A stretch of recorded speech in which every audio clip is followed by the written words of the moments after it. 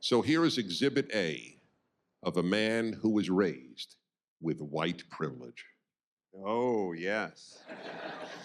I got into a semi-heated debate with a black fella who was on public radio, and he went on to explain to me I didn't know what I was talking about because of my white privilege. And I said, well, let's examine my white privilege, may we? I did not go to college.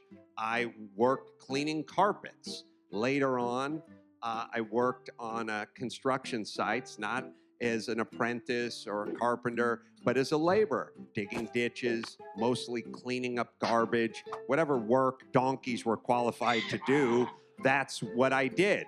At a certain point, when I felt like my white privilege wasn't kicking in at all, Mom was on food stamps and welfare. Dad was eking out a living and had no extra money or time for anybody else. I said, you know what would be a good job for me? Fireman. I'm strong. I'm eager for the fray. I have no qualms about my personal safety, and I think I would make a good fireman. Plus, I love chili.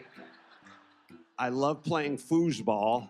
And as far as I could tell, when they're not putting out fires, they're eating chili and playing foosball.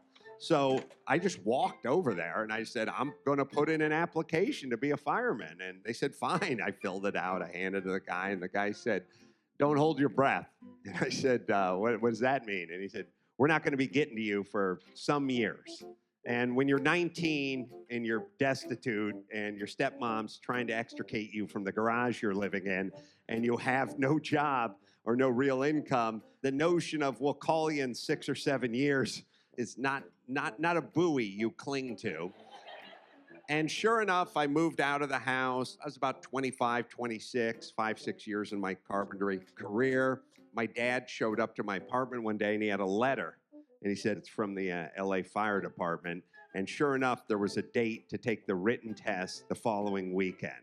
And I said, I don't even want to be a fireman anymore, but because I've waited 6 years to be a fireman, I'm going down to Hollywood High on 10 a.m. on Saturday.